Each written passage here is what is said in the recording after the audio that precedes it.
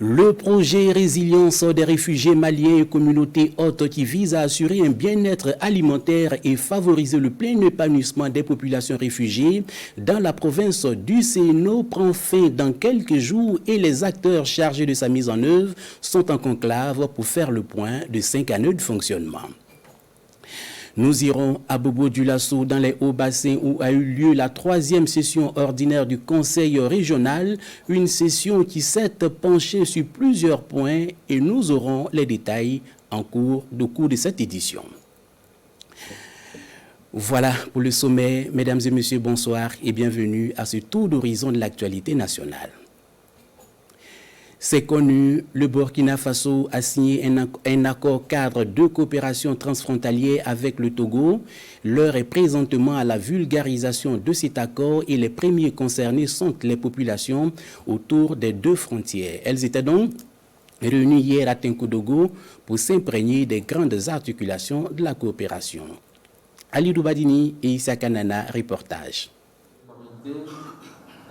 Les acteurs frontaliers des régions du centre-est et de l'est du Burkina Faso et ceux de la région des Savanes au Togo s'approprient ici à Tinkodogo l'accord cadre de coopération transfrontalière entre les deux pays.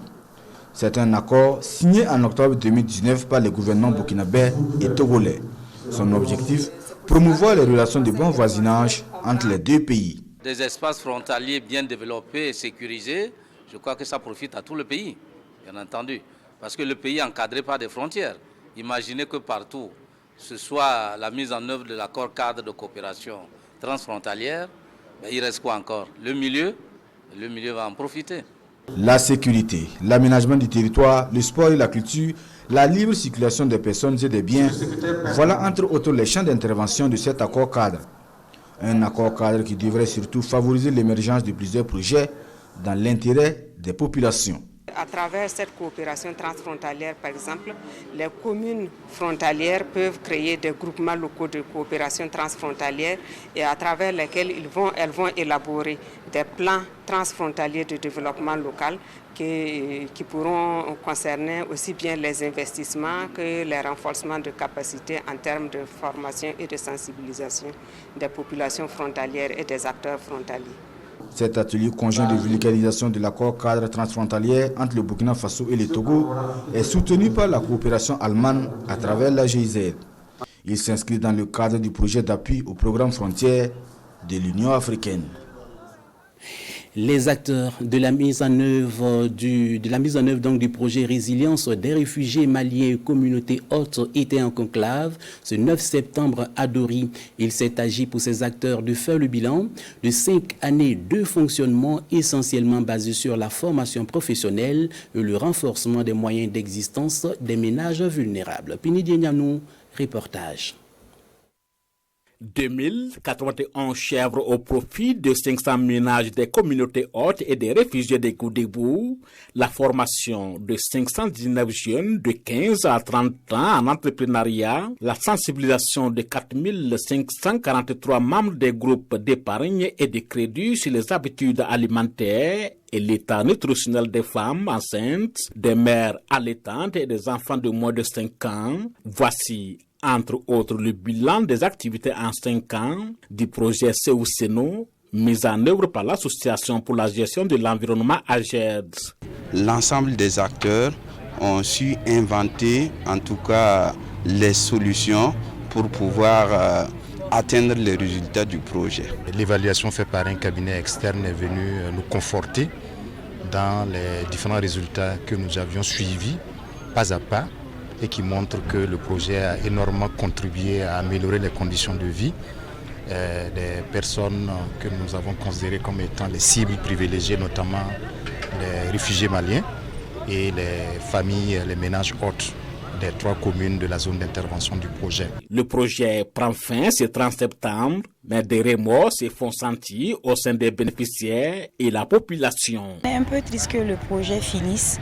Mais du moment que le projet a tout fait pour nous aider, nous aussi, de notre côté, nous allons tout faire pour avancer. C'est le lieu aussi pour moi de dire aux bénéficiaires qu'ils doivent s'approprier tous les résultats qui qui ont été engagés afin de pérenniser les actions qui ont été mises en œuvre pendant 5 ans. Pour le plan international, principal bailleur de fonds, le projet Seuseno prend fin certes, mais 3 autres projets sont en éclosion et qui vont concerner le domaine de la paix, la cohésion sociale, l'éducation et la protection, ainsi que la formation professionnelle. Le Fonds d'appui aux activités rémunératrices des femmes a procédé ce mercredi à une remise de matériel à Bobo-Dioulasso aux agences de microfinance plus des régions des Hauts-Bassins. Un don composé essentiellement de moyens roulants et de matériel bureautique. Lamine Karantao et Adaman Julien, reportage. Du matériel roulant et bureautique d'une valeur de plus de 4 millions de francs CFA. C'est le geste du FARF, le Fonds d'appui aux activités rémunératrices des femmes, au profit des agences de microfinance plus de Bobo-Dioulasso et de Banfora. À travers cette action, le FARF attend exécuter la composante 4 du PADEL, le programme d'appui au développement des économies locales. Étant donné que le FARF se concentre au niveau des femmes, on a nos partenaires, les SFD, qui vont nous accompagner dans l'octroi des crédits au niveau des hommes. Donc c'est dans ce sens que nous avons signé une convention depuis juin et aujourd'hui nous amenons le matériel pour consolider cela. Voilà, moto homme et moto dame, de 2 ordinateurs portables et 2 onduleurs et puis des imprimantes. Cette remise de matériel est bien appréciée par les bénéficiaires et selon le responsable réseau de Microfinance Plus, ce don permettra d'atteindre les objectifs. Nous ne pouvons qu'en être en fait fiers parce que ça va permettre justement à nos agents de terrain de pouvoir éventuellement accéder aux zones en fait reculées, parce que qui dit inclusion financière également parle des personnes difficilement accessibles. Nous sommes également dans une logique en fait de numérisation et de digitalisation, donc tout ce matériel ne peut que nous renforcer et nous permettre en tout cas d'atteindre les objectifs que nous escomptons. Cette remise de matériel intervient dans le cadre d'un partenariat entre le FARF et certains systèmes financiers décentralisés pour l'exécution de la composante 4 du PADEL qui prévoit l'octroi de financement aux femmes, mais aussi aux hommes. Restons toujours à Bobo-Dioulasso où le Conseil régional des Hauts-Bassins a tenu hier sa 3e session ordinaire de l'année. Plusieurs points étaient inscrits à l'ordre du jour et fait marquant, cette session a connu la participation du Conseil régional du Centre en partenariat avec celui des Hauts-Bassins. Biti Bienaon et Kadou Remenki pour plus de détails. Quorum atteint pour cette 3e session ordinaire du Conseil régional des Hauts-Bassins au titre de l'année 2021. Une 3e session ordinaire avec plusieurs points inscrits à l'ordre du jour. Le compte rendu de la session antérieure, nous allons signer, demander en tout cas au conseiller de nous autoriser la signature d'une convention avec la région du centre Ouest Koudou, donc en acceptant donc de signer une délibération. Et nous avons une série de communications. Une série de communications axées sur des projets de développement agricole. Des communications au profit des régions du centre et des Hauts-Bassins, 2 régions liées par un partenariat depuis 2018. 2018-2021, ça fait déjà 3 ans et il est grand temps que nous fassions une halte pour voir qu'est-ce qui a été fait en termes d'acquis et surtout les faiblesses, parce que dans cette convention, je crois qu'il y a une reconduction tacite. L'occasion est donnée aux 2 régions d'échanger leurs expériences et de mutualiser leurs efforts pour le développement des 2 régions sœurs. Quelle vision as-tu pour ton Église? Voici le thème autour duquel réfléchissent depuis ce 8 septembre 4 districts de l'Église de l'Alliance chrétienne et c'est à l'occasion de leur 2e conférence annuelle qui vise à définir les directives pour permettre à l'Église d'être en phase avec le monde actuel. Une de nos équipes était présente à l'ouverture officielle et voici son compte rendu. Quelle vision as-tu pour ton Église? C'est autour de cette question que les districts de Banfora, de Bobo-Dioulasso, de Santidougou et de Houndé se sont réunis à l'occasion de cette 2e conférence de l'Église de l'Alliance chrétienne de la région de l'Ouest. Cette conférence régionale qui se tient à Houndé pendant 4 jours a pour objectif d'adapter les directives de l'Église face aux changements actuels du monde. Il faut des plannings, il faut travailler de sorte que ça soit des suivis pour permettre à ce que ceux qui vont venir après nous puissent voir la base et puis la continuité. La vision permettra à ce que ceux qui vont venir puissent en tout cas être à l'aise, puissent travailler encore avec efficacité. À cette conférence des districts de l'Alliance chrétienne de l'Ouest, il est prévu 2 communications autour du thème principal.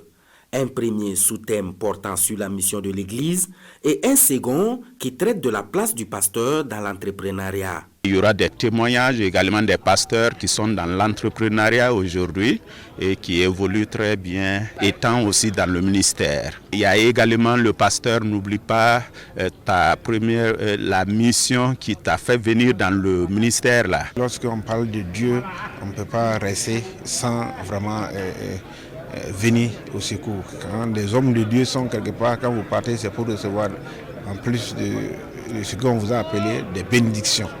Et donc pour moi, c'est des bénédictions que je suis venu recevoir. Cette conférence de l'Église de l'Alliance chrétienne de la région de l'Ouest intervient 2 ans après une première tenue à Bobo-Dioulasso. Cette présente rencontre est aussi l'occasion pour les participants de prier pour la paix et la sécurité au Burkina Faso.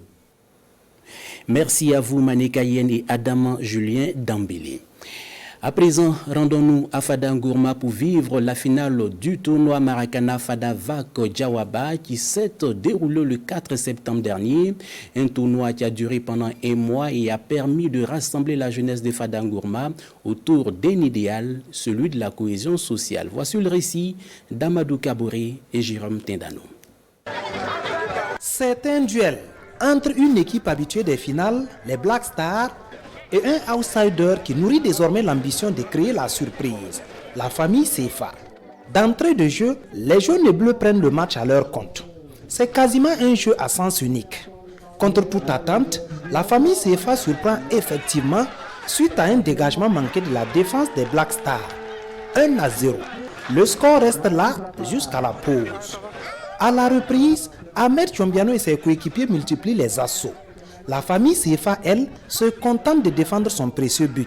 Sur un exploit individuel, le gaucher des jaunes et bleus délivre les siens. Un but partout jusqu'à la fin du temps réglementaire. La séance des tirs au but s'impose. Les Black Stars l'emportent par 2 tirs réussis contre 1 pour leur challenger. Au moins montrer un bon jeu à l'ensemble des invités et l'équipe adverse n'a pas démérité. Et un jeu qui se termine par tir au but, c'est la chance qui vient maintenant de partager les choses. Pour nous, ce n'est pas une défaite. Parce qu'être là même, jouer à cette finale, on n'attendait pas à ça, on ne s'attendait pas à ça. Vraiment, pour nous, ce n'est pas une défaite. Simplement, c'est une victoire. C'est le même sentiment pour l'initiateur de Fada Vac Diawaba. Une édition que nous célébrons chaque année avec un objectif qui est l'occupation saine des jeunes durant les vacances scolaires. Et donc cette année, nous avons souhaité le célébrer sous le thème paix et cohésion sociale, place et rôle des jeunes. Là, c'est vraiment un promoteur très satisfait. Rendez-vous en 2022 pour la 20e édition du tournoi Maracana Fada Vac Diawaba. Voilà, c'est la fin de cette édition, également la fin d'une semaine de présentation. Merci à vous d'être restés avec nous. Je vous retrouve très bientôt. Au revoir.